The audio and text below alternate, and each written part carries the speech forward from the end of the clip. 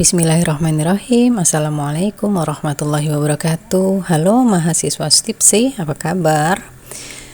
Pada pertemuan kali ini kita akan membahas pengantar modifikasi perilaku. Kira-kira kita akan membahas apa saja ya? Apakah teman-teman sudah siap memodifikasi perilaku bagi perilaku yang menurut teman-teman perlu dimodif?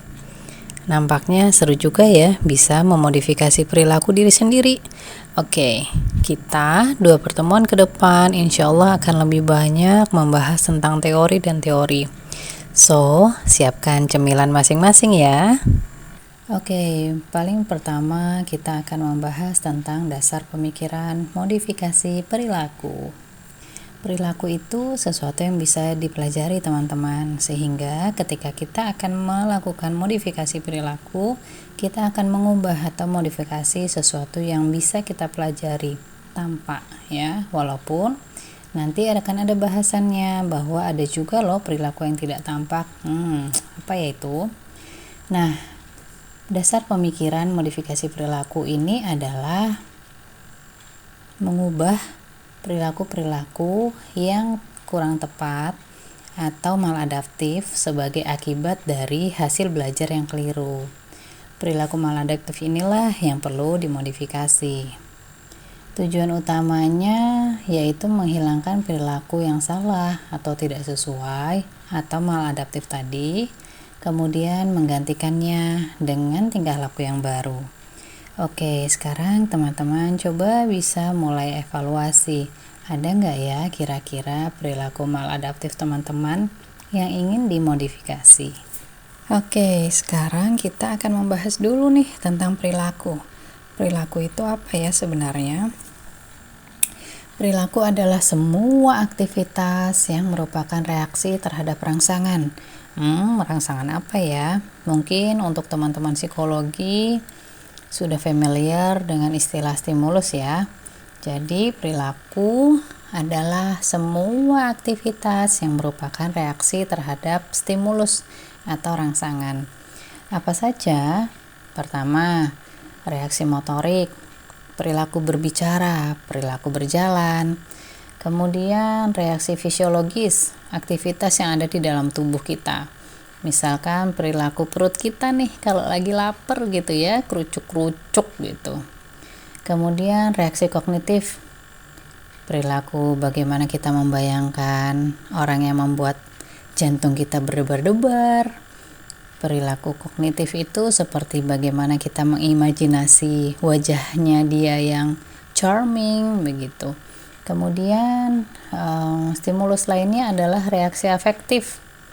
Bagaimana perasaan cinta kita kepada dia atau perasaan kita ketika kita kecewa. Ada juga perilaku-perilaku atau reaksi afektif lainnya seperti rasa sayang, marah. Jadi, itu adalah salah satu contoh bagaimana perilaku. Nah, kita perlu juga ya tahu terkait dengan karakteristik perilaku. Perilaku itu sendiri sesuatu yang dilakukan atau dikatakan. Seperti yang teman-teman pahami, perilaku bukan hanya nonverbal, ya, bukan hanya sesuatu yang bergerak, tetapi juga verbal. Ada perilaku-perilaku yang bisa kita dengar. Kemudian yang kedua, perilaku mempunyai satu atau lebih dimensi yang dapat diukur. Sekali lagi, bisa diukur. Bagaimana frekuensinya, durasinya, intensitasnya. Misalnya nih, sama-sama bicara I love you gitu ya. Ada yang sering mengucapkan I love you ke istrinya atau ke suaminya. Sehari bisa 3 kali. Sedangkan keluarga yang lain sehari bisa 7 kali atau 10 kali.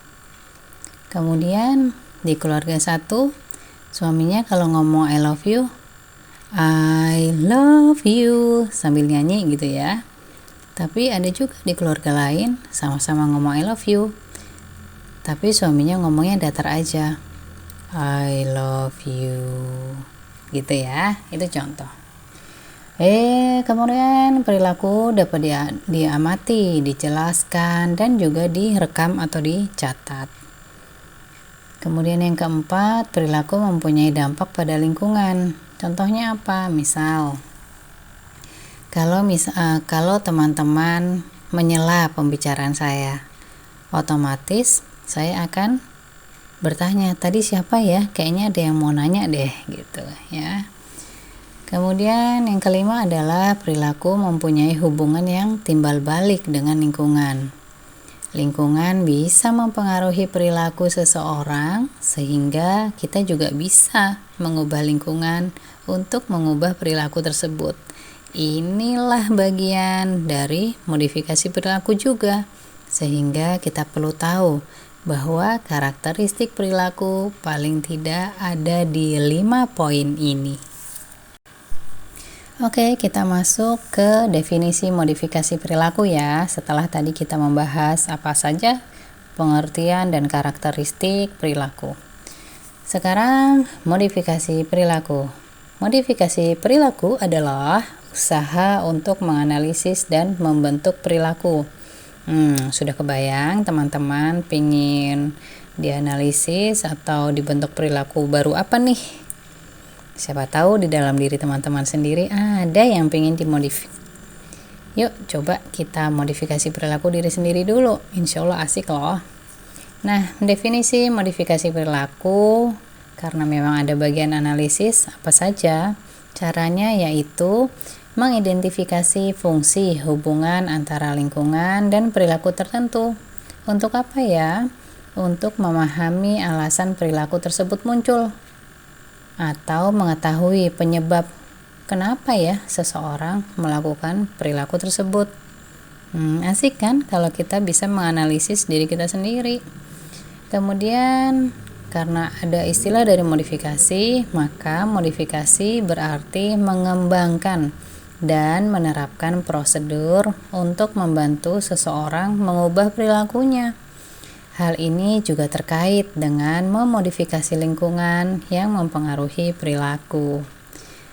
Sudah mulai terbayang teman-teman bagaimana bisa menganalisis diri sendiri, bagaimana bisa memodifikasi diri sendiri? Kalau belum terbayang tidak apa-apa, namanya juga baru belajar ya. Karena saya juga belum selesai nih untuk menjelaskan tentang definisi modifikasi perilaku. Nah, modifikasi perilaku ini paling tidak adalah aplikasi prinsip-prinsip belajar yang sudah teruji secara sistematis untuk mengubah perilaku tidak adaptif menjadi perilaku adaptif. Ya, sehingga memang ada prinsip-prinsip belajar yang perlu kita ketahui terlebih dahulu. Kemudian yang kedua, penggunaan secara empiris. Teknik-tekniknya ada. Bagaimana teknik-teknik mengubah perilaku untuk memperbaiki perilaku. Entah itu dengan penguatan positif, atau penguatan negatif, atau juga bisa menggunakan hukuman. Nah, modifikasi perilaku lainnya juga ada pengertiannya, yaitu usaha untuk menerapkan prinsip-prinsip proses belajar maupun prinsip-prinsip psikologi hasil eksperimen pada manusia. Oke, kalau dari sisi teori, dari simbah-simbah kita, dari senior-senior kita, dari suhu-suhu kita di dunia modifikasi perilaku adalah upaya mengubah perilaku dan emosi manusia dengan cara yang menguntungkan berdasarkan teori modern dalam prinsip psikologi belajar. Nah, kalau dari pendapat Mbah Wolpe, modifikasi perilaku adalah penerapan prinsip-prinsip belajar yang telah teruji secara eksperimental untuk mengubah perilaku yang tidak adaptif dengan melemahkan atau menghilangkan, dan perilaku adaptif akhirnya ditimbulkan atau bahkan dikukuhkan atau dikuatkan. Sekarang kita akan membahas tentang karakter modifikasi perilaku ya. Modifikasi perilaku juga punya karakter loh, bukan cuma kita saja yang berkarakter. Oke, modifikasi perilaku, karakter yang pertama adalah tentu fokus pada perilaku ya. Kemudian yang kedua, menekankan pengaruh belajar dan lingkungan. Yang ketiga, mengikuti pendekatan ilmiah, jadi bukan awang-awang atau bukan perkiraan kirologi gitu ya. Kemudian karakter yang keempat, menggunakan metode-metode aktif dan pragmatif. Aduh, apa itu? Metode aktif dan pragmatif untuk mengubah perilaku. Ya. Fokus pada perilaku itu artinya apa? Yuk kita coba bahas satu persatu. Fokus pada perilaku artinya menempatkan penekanan pada perilaku yang dapat diukur. Sekali lagi, tadi kita sudah bahas bahwa perilaku itu bisa diukur ya. Seperti bagaimana frekuensinya, kemudian bagaimana durasinya, intensitasnya, begitu. Karena metode modifikasi perilaku selalu mengamati dan mengukur setiap tahap perubahan sebagai indikator berhasil atau enggaknya program bantuan yang diberikan atau program modifikasi yang sedang dilakukan. Nah, dalam modifikasi perilaku, kita perlu menghindari label-label tertentu. Karena label-label ini memang sangat lekat dengan khas-khas maladaptif. Perilaku maladaptif biasanya dekat dengan labeling ya, jadi teman-teman juga perlu hati-hati. Kemudian karakternya juga ada sistem diagnos. Nah, diagnos ini biasanya yang bisa menegakkan adalah psikolog. Teman-teman bisa membantu di bagian asesmen. Saya turut mendoakan semoga teman-teman bisa menjadi psikolog ahli di bidangnya di masa depan. Oke, lanjut ya. Kemudian fokus pada perilaku ini juga bisa yang berkekurangan atau yang berlebihan. Jadi maladaptif itu bukan hanya yang jelek-jelek aja atau bukan hanya yang minim-minim aja gitu ya. Tapi juga perilaku maladaptif yang berlebihan. Nah, dalam modifikasi perilaku kita juga perlu memperhatikan karakter-karakter yang ada, yaitu memberikan kategorisasi apakah sebuah perilaku sebagai berlebihan atau kekurangan.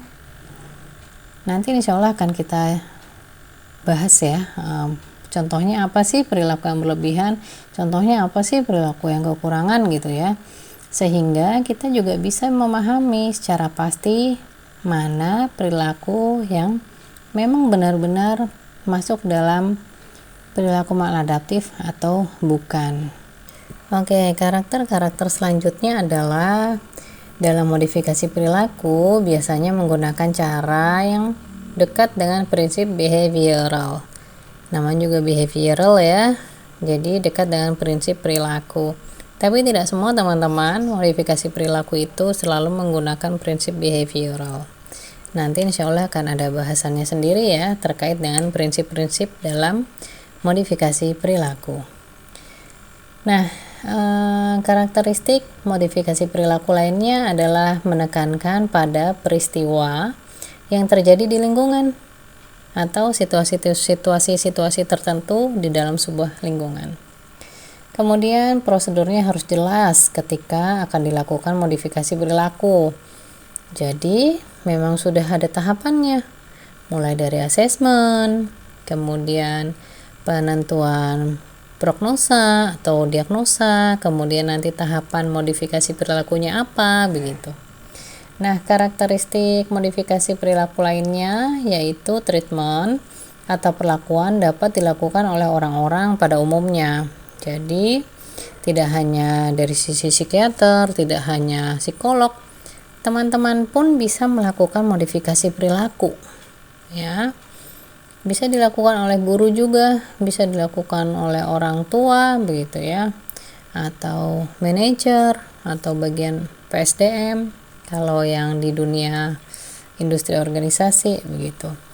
Kemudian modifikasi perilaku ini tidak menekankan pada kejadian masa lalu. Jadi relatif move on ya. Di modifikasi perilaku ini sekali lagi tidak menekankan pada kejadian masa lalu sebagai penyebab dari perilaku itu sendiri.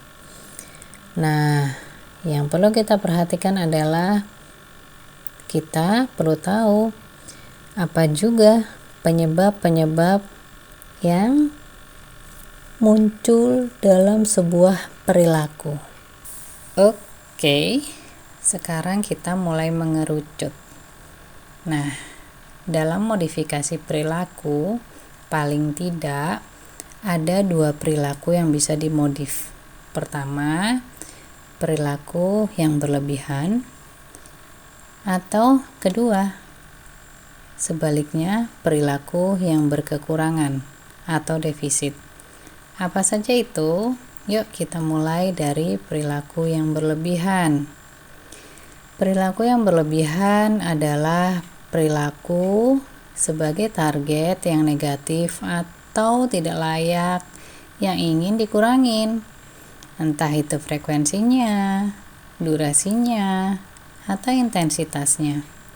Contohnya apa? Perilaku negatif atau tidak layak yang berlebihan, misal seperti anak tantrum, kemudian senang memukul, senang mencubit, bisa juga self abuse, dia menyakiti diri sendiri. Itu adalah contoh-contoh perilaku yang berlebihan.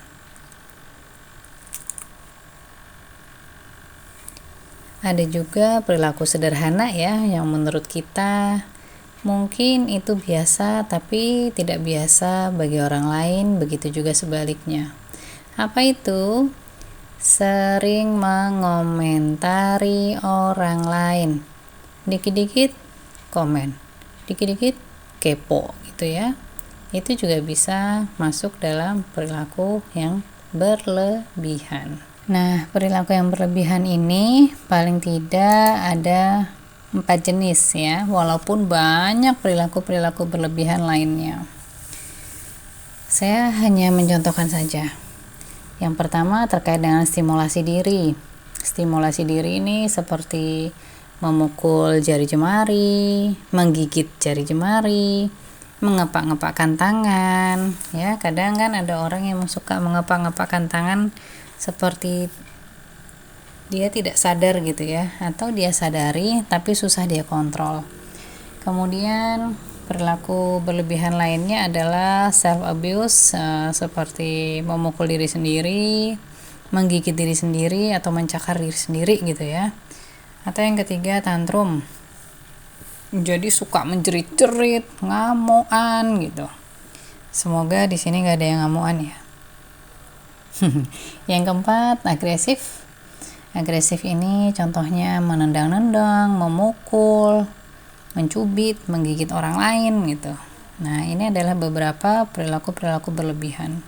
Oke, tadi kita membahas perilaku yang berlebihan. Sekarang kita akan membahas tentang perilaku yang berkekurangan. Nah, dalam modifikasi perilaku yang berkekurangan ini targetnya adalah bagaimana kita bisa meningkatkan perilaku yang positif atau perilaku yang layak dari sisi frekuensi, durasi, atau intensitasnya. Apa saja ya contoh-contoh dari perilaku berkekurangan ini? Misalnya ada mahasiswa yang tidak pernah mengerjakan tugas kampus, atau ada mahasiswa yang sering atau hampir selalu melanggar peraturan.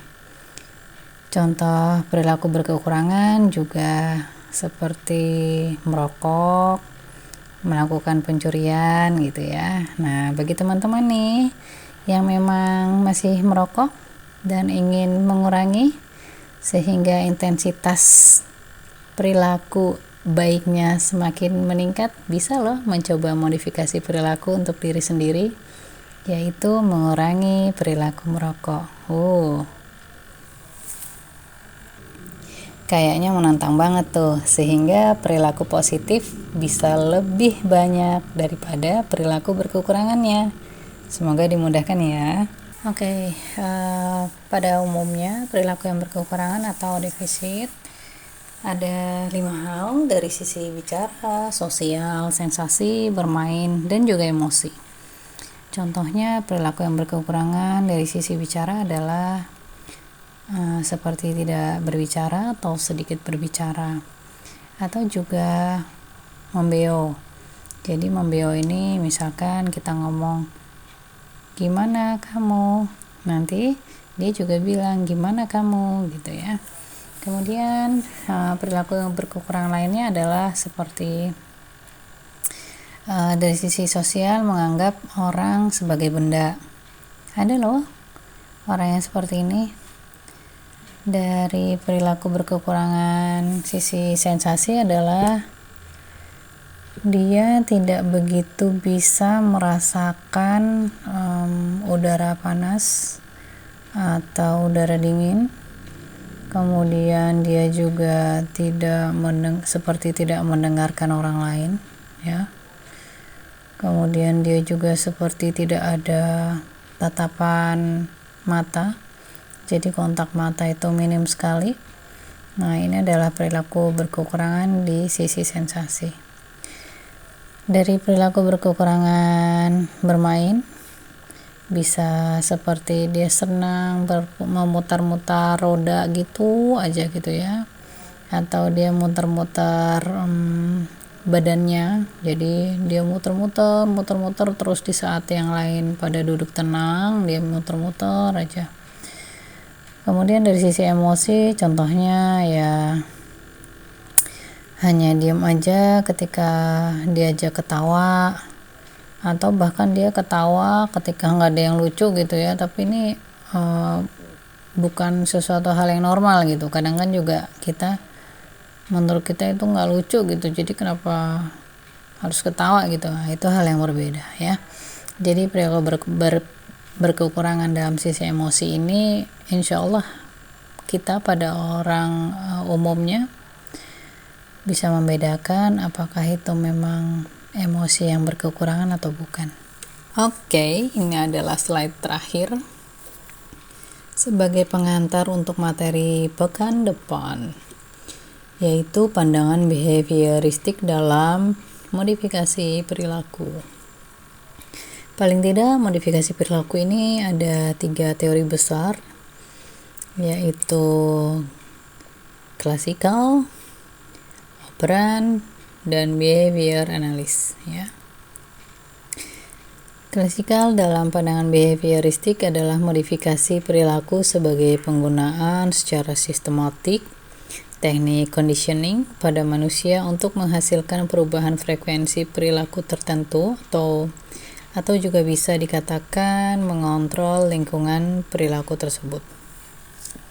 Sedangkan operant conditioning, modifikasi perilaku terbentuk ketika ada penguat atau pengukuh yang diberikan berupa reinforcement, baik itu reinforcement positif atau reinforcement negatif.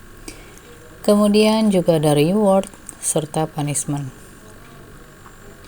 Nah, yang terakhir adalah behavior analysis. Behavior analysis ini perilaku atau modifikasi perilaku bagian dari penerapan psikologi eksperimen seperti laboratorium.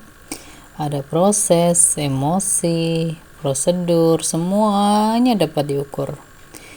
Pengubahan perilaku dilaksanakan dengan merancang eksperimen, dibuat dengan sangat cermat, kemudian dihitung secara satu persatu sehingga kita bisa mendapatkan data dasarnya, baik itu terkait dengan penyebabnya kah, baik itu terkait dengan perubahan perilaku ketika sedang dimodifikasi, sehingga variabel bebas bisa dimanipulasi. Kemudian ada metode statistiknya juga yang digunakan untuk melihat perubahan perilaku. Ada kalanya behavior analysis ini dilakukan pengulangan-pengulangan jika memang diperlukan, sehingga terjadilah perubahan perilaku yang memang sangat jelas bisa diukur. Oke teman-teman, terima kasih atas perhatiannya. Semoga yang sedikit ini bisa bermanfaat. Sampai jumpa di teori pekan depan. Assalamualaikum warahmatullahi wabarakatuh. Semangat pagi.